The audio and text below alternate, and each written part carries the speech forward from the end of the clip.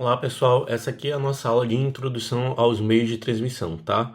Então, o que que é um meio de transmissão? Um meio de transmissão, ele é qualquer coisa, qualquer canal, né, qualquer meio, no qual as informações elas possam trafegar de um lado para o outro aqui, entre a origem e o destino, certo? Então aqui, dentro desse canal de transmissão, ele pode ter diferentes características, certo? Ele pode ser um meio de transmissão, a princípio, guiado, ou seja, cabeado, ou ele pode ser um meio de transmissão não guiado, ou seja, sem fio. Então, ou ele é, como a gente chama em inglês, wired, ou ele é wireless, que é uma palavra que vocês já estão mais acostumados a ouvir. E aí, dentro dos meios guiados, os principais que a gente tem são o cabo de par trançado, que é o que vocês mais convivem com ele, que é aquele cabinho azul, que tem um conector RJ45, que é composto por 4 pares ou 8 fios, e assim por diante, que é utilizado nos meios Ethernet. Você tem o cabo coaxial, que eu acho que vocês já estão mais acostumados a ver em TVs, certo? Mas ele também tem outras aplicações que a gente vai ver, aplicações de rádio, por exemplo, e até mesmo aplicações assim de canais de satélite. Você tem a fibra ótica, que vocês também já têm o costume de conhecer, certo? Então esses são os principais, esses três meios são os principais meios de transmissão guiados. E vocês têm os não guiados, né? Que vocês têm as ondas de rádio, que vocês vão ver, no caso, através das redes wireless, que é aquele padrão em 3E 802.11. Você tem micro-ondas e você tem infravermelho. O infravermelho ele é muito utilizado, por exemplo, em controles remotos, né? Então ele usa muito. Tudo aqui é onda, né? Só que elas estão em faixas de frequência diferentes, né? Algumas faixas de frequência estão numa frequência maior, outros estão numa frequência menor, tá certo? Aqui, entre os meios guiados, eu estou colocando só uma comparação, né, para você entender quais são as principais vantagens e quais são as principais desvantagens. As principais vantagens dos meios guiados é ele ter maior estabilidade, porque a gente sabe que os meios não guiados, os meios sem fio, quanto mais você se afasta da onde o sinal está sendo transmitido, mais esse sinal vai perdendo potência. E aí você vai tendo mais dificuldade de fazer essa comunicação, né? A comunicação, a taxa de transmissão, ela vai reduzindo até que ela chega a zero e você não consegue mais se comunicar. Enquanto que o meio cabeado, essa velocidade de transmissão e esse sinal, ele basicamente se mantém constante, independente da distância. É claro que o meio guiado ele também tem um limite de distância. Por exemplo, os cabos de par trançado, eles têm os cabos UTP, eles têm uma distância limite de 100 metros. E aí, se você for passar disso, você tem que usar uma fibra ótica, por exemplo, ou usar um repetidor, certo? E as fibras óticas também têm diferentes limites. Tem fibra ótica que o limite são alguns quilômetros, às vezes dezenas de quilômetros, às vezes centenas de metros.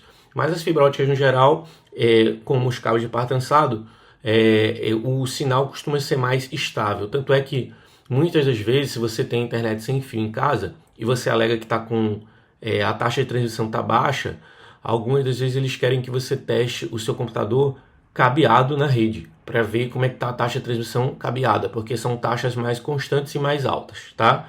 E tem a questão da vantagem da segurança, porque para uma pessoa interceptar um sinal cabeado, ou mesmo para uma pessoa de fora invadir a sua rede através de um sinal cabeado, ela precisa encontrar, por exemplo, uma porta na qual ela possa se conectar. Ou então fazer um jumper de um cabo é bem mais complicado. Não dá, por exemplo, você pegar uma fibra ótica e fazer uma derivação da fibra ótica sem interromper o sinal, sem causar um monte de problemas, né? A fibra ótica nem funciona, na verdade, né? Você não tem como fazer uma derivação do cabo. Então, assim, é bem complicado essa questão de segurança, é bem menos delicada essa questão de segurança nos meios guiados. E a desvantagem, é claro, é maior custo e necessidade de infraestrutura, né? Porque você tem que passar cabo para todo lado. Às vezes você está num lugar, por exemplo, imagina um hotel antigo no Rio de Janeiro que quer colocar a internet nos quartos. Aí você vai quebrar as paredes do prédio para passar os cabos. Às vezes são paredes muito grossas, né? Essas construções antigas. Então não tem como você reduzir essa questão de custo de infraestrutura, certo? Às vezes esse custo vai ser bem maior. Além do próprio cabo, né? Fibra ótica é um negócio mais caro. A gente sabe que esses cabos de meio de cobre, eles às vezes são roubados, inclusive para serem vendidos no peso e assim por diante. Já nos meios não guiados, a gente tem Wi-Fi, rádio, satélite, 5G, 4G, 3G, e a facilidade dele, obviamente, é a mobilidade, né? O usuário ele pode estar de qualquer lugar e ainda assim conseguir se conectar, e isso torna mais fácil você conseguir instalar, porque uma vez que você coloca a antena lá de transmissão, tá feito o serviço, né? Se você for cabear esse transmissor para o meio do qual o sinal está se originando, né? Para poder cabear, por exemplo, o seu rádio Wi-Fi, é um cabo só. Então é mais fácil fazer isso. Só que ele está mais sujeito a interferências de outros sinais sem fio. Então, por exemplo, se você tem o seu rádio Wi-Fi num local onde tem muitos outros rádios Wi-Fi de outras pessoas, isso é um problema, isso causa uma interferência, pode causar uma interferência no sinal. E ele tem menor segurança pelas razões que eu já expliquei, né? Como é uma rede sem fio que está lá espalhada para todo lado, você pode ter pessoas que vão tentar explorar essa vulnerabilidade para tentar quebrar a sua senha e se conectar à sua rede. E é mais difícil você enxergar isso, tá certo? Então é importante que você saiba quais são os principais meios guiados e os não guiados, e vocês saibam quais são as vantagens e as desvantagens de cada um deles. Outra coisa que existe são os fatores que impactam essa qualidade de transmissão. A largura de banda, né? A gente já falou sobre isso. Quanto mais largura de banda, mais faixas de transmissão você tem, digamos assim, né? Mais carros você pode trafegar ao mesmo tempo por uma determinada avenida, porque ela vai tendo mais faixas. Então você tem uma quantidade maior de dados que pode ser transmitido simultaneamente. Você tem a questão de latência do sinal, que eu já expliquei para vocês, que é o tempo que uma informação leva para sair da origem, chegar até o destino e depois retornar novamente, né? E quanto menor essa latência, melhor. Então a velocidade de transmissão ela tem a ver com essa largura de banda e com a latência. Você quer uma latência baixa, você não simplesmente quer uma largura de banda muito alta. Se a latência é muito alta, não adianta você transmitir numa quantidade muito grande de dados, se esses dados vão levar muito tempo para chegar até o destino e voltar, porque muitas aplicações são baseadas na questão do tempo de latência, e aí ela pode dar timeout quando esse tempo de latência fica muito alto, você não consegue carregar a informação que você queria. Você tem a questão das interferências, né? Quando é o caso de rede sem fio, por exemplo, que você tem lá outros dispositivos que estão espalhados pelo lugar que podem estar causando uma interferência no seu sinal, porque eles trabalham na mesma faixa de frequência. Então, quando você tem dois dispositivos trabalhando na mesma faixa de frequência, é como se duas pessoas estivessem falando ao mesmo tempo dentro de uma mesma sala. Então, uma começa a interferir no outro.